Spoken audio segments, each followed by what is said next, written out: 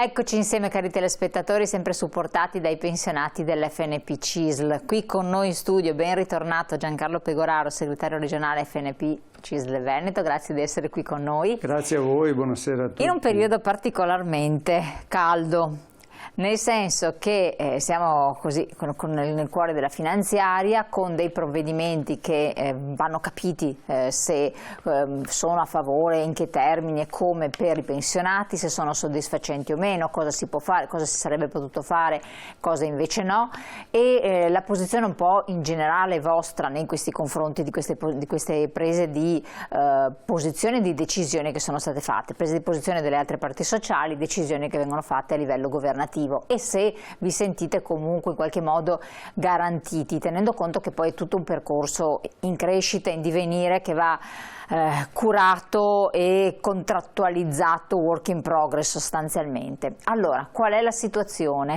Manifestazione che c'è stata? Allora, noi, sia chiara una cosa, rispettiamo molto i nostri cugini di percorso. Li rispettiamo, e non solo un modo di dire. Abbiamo fatto una piattaforma insieme, è una piattaforma che secondo me per alcuni contenuti continuerà insieme. Noi riteniamo che nel modo poi di risolvere i problemi, per quello che vedremo anche poc'anzi, riteniamo che serva continuare un dialogo e una come dire, pressione sul Parlamento, sul governo. Non va negato però che noi riteniamo ad oggi di avere ottenuto alcuni risultati positivi.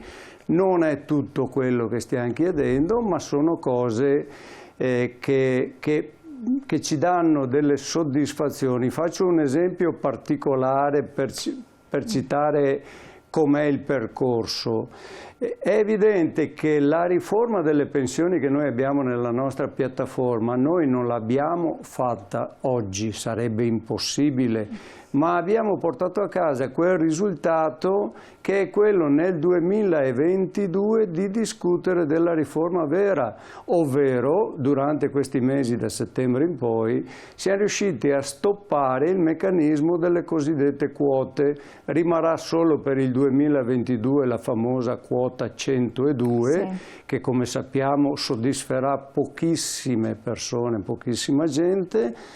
Ma ricordo che abbiamo bloccato quota 102 per il 2023 e per il 2024, che era già scritta a settembre in finanziaria. E questo è uno degli esempi perché noi dobbiamo e possiamo continuare a dialogare e a discutere col governo, partendo dal fatto, per esempio, che noi come CISL continuiamo e continueremo a pressare Parlamento, opinione pubblica, ma governo, anche con le nostre manifestazioni come quella di sabato 18, ma senza creare disagi al Paese. Noi riteniamo che questo sia un percorso giusto.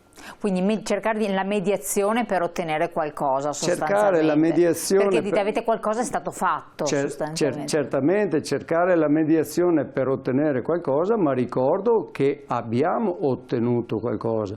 L'ho detto adesso poc'anzi esatto, nella riforma delle pensioni, ma pensiamo al fisco, a quello che ci veniva offerto nel fisco a settembre, anche qua per grandi numeri. Il governo diceva mettiamo sul piatto 6 miliardi che sono divisi parimenti tra lavoro dipendente e pensioni e aziende, ovvero l'IRAP. Beh, noi in questi mesi insieme siamo riusciti a spostare il numero totale dei miliardi, che sono diventati 8, e sono 7 per il lavoro dipendenti, quindi l'IRPEF e i pensionati, e 1 per l'IRAP, cioè per le aziende. Mi pare che anche se non è tutto quello che vorremmo, perché sappiamo com'è la cosa nelle trattative, però se non è tutto quello che vogliamo è un buon risultato, ma con la logica che le dicevo prima, cioè noi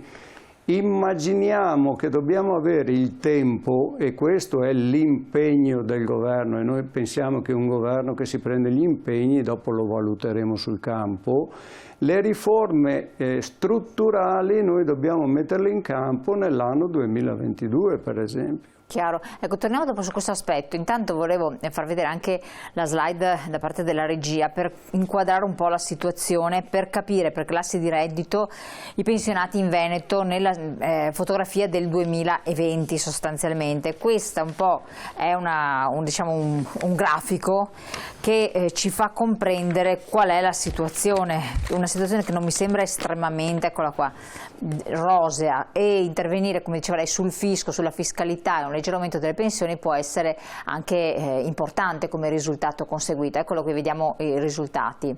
Fotografia però del 2020. Sì, allora noi, come già detto parecchie volte, abbiamo 1.277.000 pensionati circa in Veneto, e come si vede dalle barre diviso tra maschi e femmine, noi abbiamo le classi di reddito. Ecco, va detto che lo dicevo all'inizio, i risultati che noi abbiamo portato a casa da questo punto di vista, cioè l'abbattimento delle aliquote, per esempio quelle del 2021 erano al 27% nella classe media, diventano il 25%, quelle che erano al 38% diventano il 35%, e abbiamo alzato la no tax area, che vuol dire quei pensionati con 8.000 euro che non pagano tasse perché hanno un reddito basso, lo abbiamo alzato, e questo vuol dire coinvolgere circa altri 3 o 4 mila pensionati in Veneto, che chiaramente non è tutto quello che vorremmo, ma lo consideriamo un passo nel lungo percorso che dobbiamo fare nella riforma. Questo vuol dire sostanzialmente, anche qua, per non fare i numeri con le virgolette, ma vuol dire risparmiare, fare risparmiare non solo ai pensionati ma ai lavoratori dipendenti qualche centinaio di euro all'anno. Poi possiamo sempre farci la domanda... Quindi qualche centinaio di euro qui stiamo parlando, non è poca cosa. No, stiamo parlando di qualche centinaio di euro. Nei pensionati, per esempio, del Veneto parliamo di però 100 e qualcosa milioni di euro che saranno risparmiati, perché è chiaro che noi dobbiamo ragionare sulle grandi cifre e sulle grandi entrate da questo punto di vista. Però ovviamente il ragionamento è legato al fatto che questi abbattimenti di tasse, chiamiamole tasse, in realtà parliamo di diversi tipi di tasse, vanno a incidere finalmente, ricordo, dopo 2 finanziarie, intanto sui pensionati, ma vanno a incidere anche su fasce di lavoratori dipendenti che nelle precedenti finanziarie non erano stati toccati. Ripeto per l'ennesima volta, sono tanti, sono pochi, certamente non è tutto quello che si vorrebbe, ma dobbiamo tenere conto da dove partiamo, dove siamo e quale percorso dobbiamo fare. Cioè, io dico che è un segnale di responsabilità, e quando esprimi un segnale di responsabilità vuol dire che in qualche maniera dopo ci deve essere riconosciuto anche il ruolo di attori principali in questo caso. Questo sarà un altro aspetto da valutare. Le aliquote è l'altro punto molto importante, chiedo anche qui supporto della slide. IRPEF cosa cambia dal 2022? Praticamente la no tax area dovrebbe restare invariata fino a 8.125 euro dal 2022 fino a 8.500 euro, e invece abbiamo delle aliquote modificate per quel che riguarda altre fasce di reddito. Eccola qui. Rimane invariata fino a 15.000 euro per l'effetto di quello che dicevo prima e che non va nascosto. Diciamo che nei redditi più bassi noi ci aspettiamo in futuro qualcosa di più, però se guardiamo l'appartenenza delle coorti maggiori, così si dice, cioè dove sono condensati il numero maggiore di pensionati, noi vediamo che rientrano in quella che era la fascia di reddito attorno al 27%, che oggi diventerà del 25%, quindi diventa tra l'altro una fascia che coprirà già dai 15 ai 28 mila euro. È un buon risultato perché stiamo parlando delle classi medie e certamente non dei ricchi da questo punto di vista. La stessa cosa succederà per le altre persone che sono tra i 28 e i 55 mila euro. Attenzione che dal 38 va al 35, ma voglio ricordare che dal 28 al 55 ci sta in mezzo, come dire, un altro mare di persone. Pensiamo a quelle che sono a 30, 32, 33, che tutto sommato sono dipendenti pubblici, ex dipendenti, diciamo, classi di reddito medio-basse, insomma. Chiaro. Quindi questa riforma va a dare beneficio anche e soprattutto a quelle fasce più deboli di cui abbiamo tanto parlato, no? Dà beneficio a quelle fasce che più deboli di cui abbiamo parlato per anni. Anche qua bisogna ricordarli i passaggi. Sono diversi anni che non riusciamo, come dire, a risolvere ed affrontare completamente questo problema. Oggi io ricordo gli anni in cui si portavano a casa 5 euro, 4 euro, 3 euro, dove l'anno scorso, tanto per non andare tanto distante, dove c'erano i 60 centesimi. Esatto. Io mi permetto di dire che, e lo ripeto per l'ennesima volta, non sono moltissimi, ma è un'inversione di tendenza. Questo sì, importante. E vorrei ricordare che attaccato a questo, aprire, come dire, la porta al principio non è scontato ed è una cosa molto positiva, perché per esempio è vero che da 8.125 la cosiddetta no tax area, andare a 8.500 non sono molte cose e saranno gli 0, però attenzione che è stata aperta una porta che non è mai stata aperta, piuttosto, e lo dico subito, su questa fascia di reddito noi dovremmo lavorare su un altro versante, e cioè, siccome queste persone non pagano le tasse proprio perché prendono poco, però dovremmo fare in modo di aiutarli nel momento in cui hanno le spese mediche, cioè le famose detrazioni. Infatti, e questa è una delle nostre sanitarie. richieste ancora in piedi. Ed è tuttora in piedi, non è stata dimenticata.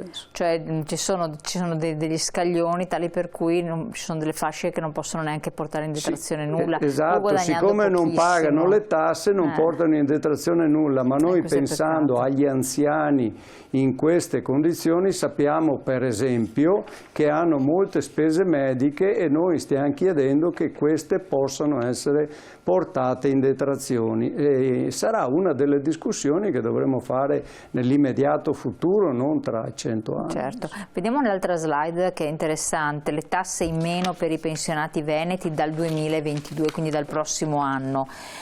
Proprio per concretizzare, vedere numeri alla mano, quello di cui lei stava parlando, quindi tasse in meno si parla, eccolo qui. Spieghiamolo un attimo, così date numeri alla mano. Allora, sono gli effetti della tassazione IRPEF. Ci tengo a precisare perché l'IRPEF è l'imposta sulla persona fisica che non ha nulla a che fare con altre imposte, ovvero con altre detrazioni. Quindi solo IRPEF e dopo mi spiegherò meglio.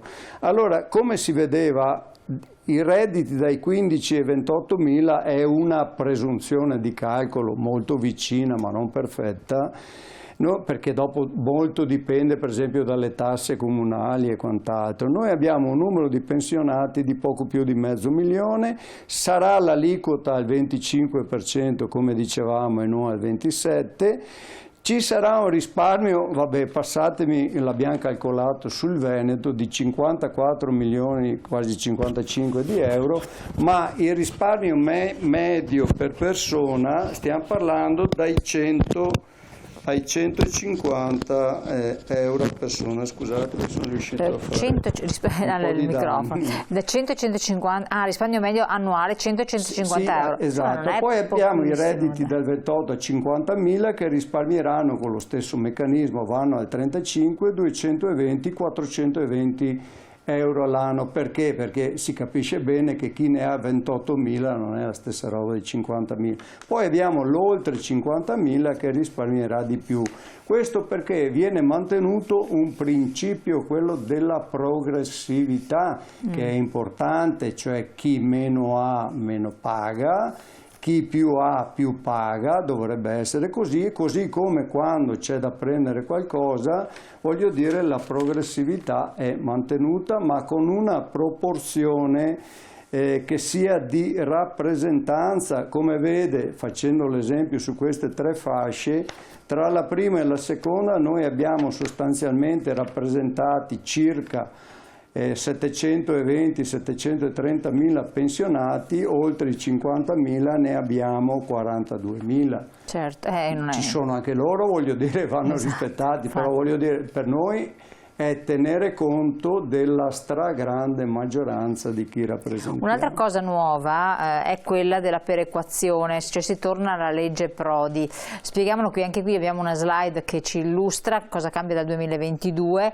Si è recuperata una cosa a cui voi tenevate come sindacato tanto, no? Spieghiamolo un attimo di che cosa si tratta. Vediamo allora, anche era un po' quello che volevo aggiungere prima quando ho detto non c'è solo l'IRPEF. Noi per molti anni abbiamo chiesto che ci sia sostanzialmente la cosiddetta perequazione sulle pensioni, che detta in una maniera molto più semplice di questo burocratese vuol dire che le pensioni non sono agganciate a una contrattazione aziendale, ai lavoratori che lavorano, sono agganciate a un costo della vita che per noi pensionati sostanzialmente era stato fermato per anni e quando comunque veniva erogato non più applicando la legge che lei ha citato, la cosiddetta legge Prodi di allora, ma veniva applicato a ribasso. Oggi noi l'abbiamo ripristinata. Cosa vuol dire? Vuol dire che a partire da chi ha 4 volte il reddito minimo, quindi fino a 2.100 euro lordi al mese, certo, viene come dire, mantenuta e rifinanziata il 100% dell'inflazione sostanzialmente. Quindi è un'ottima cosa questa. Credo di poter dire di sì, così come poi per le pensioni che vanno su, come si diceva prima, per la logica di quelli che sono i pensionati in Veneto, si passa da una rivalutazione dell'inflazione del 77 al 90 e per i redditi più alti che prima erano in sequenza rappresentati col 52%, il 47%, il 45% di inflazione rivalutata, oggi si va al 75% di rivalutazione. Anche qua si portano a casa qualche decina di euro che messi insieme con gli altri aiuteranno. Anche qua non c'è da bearsi di chissà cosa e di chissà, nessuno diventerà ricco, tanto per essere chiaro. Sì. Però cominciamo a capire, a renderci conto che abbiamo invertito una situazione.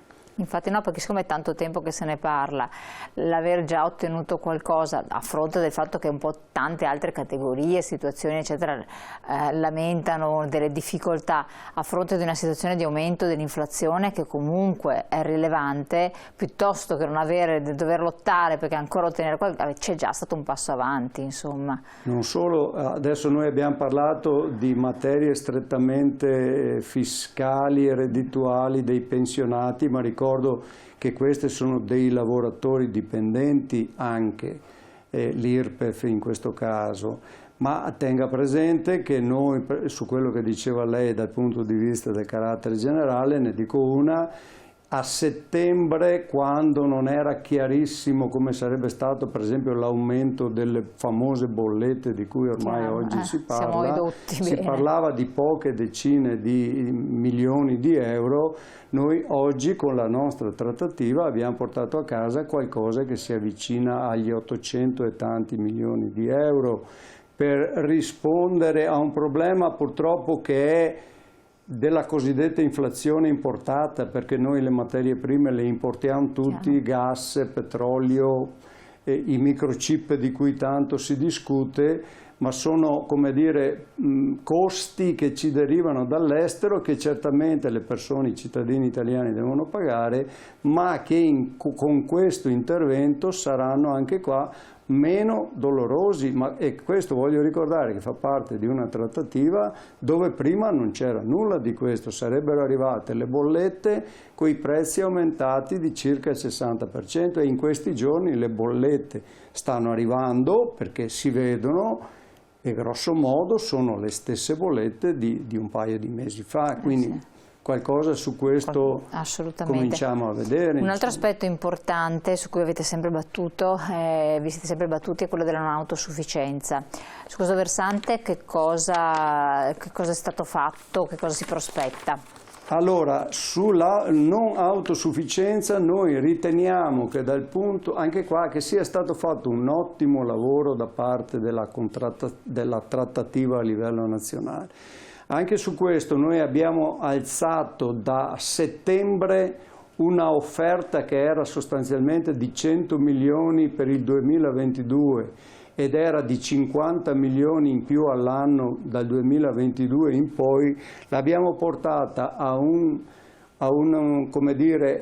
cifra di 800 e passa milioni sulla non autosufficienza. Quindi tanto in più. Io voglio dire con chiarezza questo, le risorse sono arrivate, ne mancano ancora, tanto per essere chiari, però attenzione, io insisto su un punto che si fa fatica sempre a farlo conoscere bene. Noi abbiamo bisogno anche di una legge quadro per la non autosufficienza, altrimenti ci si muoverà regione per regione, mi viene da dire provincia per provincia, rischiando di fare cose che non vanno benissimo.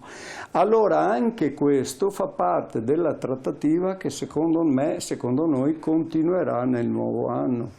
Chiaro. Da questo punto di Quindi vista. comunque c'è stato uno stanziamento. C'è un notevole stanziamento, non è ancora sufficiente, ma è molto vicino a quanto si chiedeva.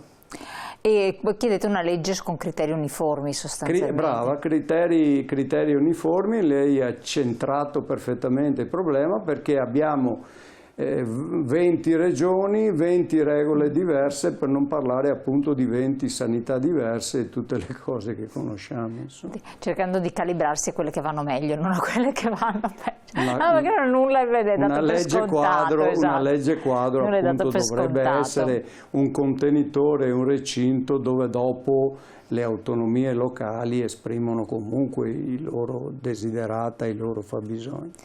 Il confronto prossimo su che cosa verterà di conseguenza, tenendo fermi questi punti a fronte di tutto quello che abbiamo detto? Ma senz'altro noi dobbiamo aprire certamente. Allora, resto fermo per un attimo sulle pensioni, perché servirà una riforma delle pensioni. Su questo è scontato. Ma sono stati possibilisti? No, il governo ha espresso la costruzione di un tavolo tecnico e politico per discutere della riforma delle pensioni. Poi sa, le mani certo, però comunque il messaggio è stato recepito. La cosa però immediata, e io la riprendo sempre quando posso, è che noi si dovrà discutere tra le parti sociali, il governo, gli imprenditori, del lavoro. Noi abbiamo bisogno di un lavoro stabile, sicuro, remunerativo per il futuro, i nostri giovani. E attenzione, quando parlo dei giovani, non è perché siamo buoni o sono buono, parlo di chi oggi ci sta pagando le pensioni, parlo dei miei figli o di chi ha dei nipoti che io ancora non ho. Ma voglio dire, dobbiamo pensare al futuro di questo Paese, vale per il PNRR, cioè sono soldi in parte prestati, ci sarà chi dovrà pagarli e questi soldi devono essere messi in investimenti per il futuro, strutturali, ma che rendano, non possono essere. Io sono molto preoccupato perché sento nella classe politica media, senza entrare in particolari, sento la voglia di immaginare che questa montagna di soldi che potrà arrivare possa essere usata per le spese correnti, la dico così per non usare parole più pesanti.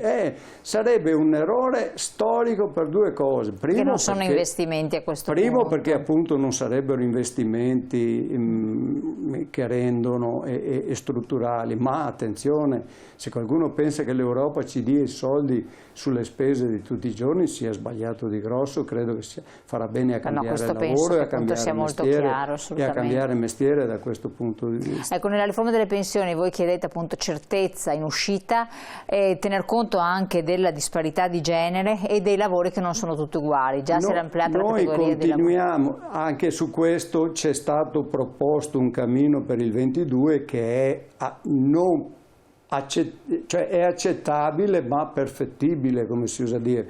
Voglio ricordare alcuni dei passaggi più importanti. Allora, noi stiamo proponendo un sistema in uscita che possa essere uno stabile, ma che possa avere questo principio, cioè la flessibilità di dire chi esce da un certo punto di vista, da un certo gradino, si fa, come dire, 4 conti in casa, parlando come si parla al bar, e dice io con questi anni di lavoro, con quello che ho versato, potrei uscire, ho non so, 41 anni un minimo di progettualità. Un minimo di progettualità. Noi non possiamo restare nell'incertezza che ogni anno una finanziaria, perché è la finanziaria, possa decidere del futuro della gente, ma dei futuri. Noi vogliamo una riforma che possa durare 20 anni, per dire, ma soprattutto con le flessibilità che citava anche lei. Le pensioni, i pensionati e le persone non sono tutti uguali. Abbiamo i lavori usuranti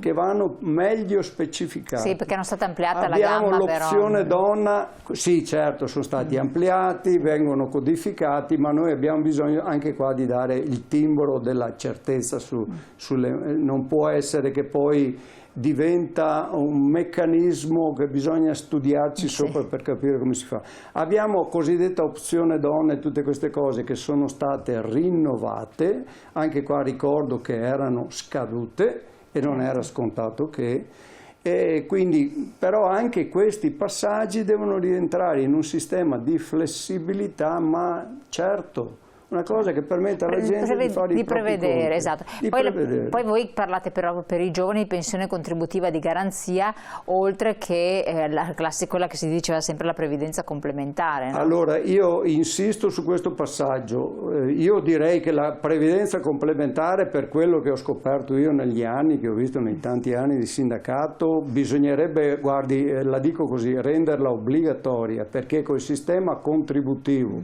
e quei meccanismi che abbiamo oggi di calcolo e soprattutto di possibili buchi con lavori incerti che si fermano, rischiamo che le pensioni siano tagliate in maniera incredibile per il futuro. Ma la cosa che può riguardare il giovane in senso stretto è che quando io parlo di un lavoro remunerato e sicuro, vuol dire non sempre quel lavoro per 40 anni come succedeva. No, ma dare una continuità contributiva. Può cambiare 5-6 lavori nella vita, ma non deve avere buchi, non può essere continuamente a termine. Anche qua potremmo parlare delle alte professionalità. Ma non abbiamo più tempo. Lo faremo.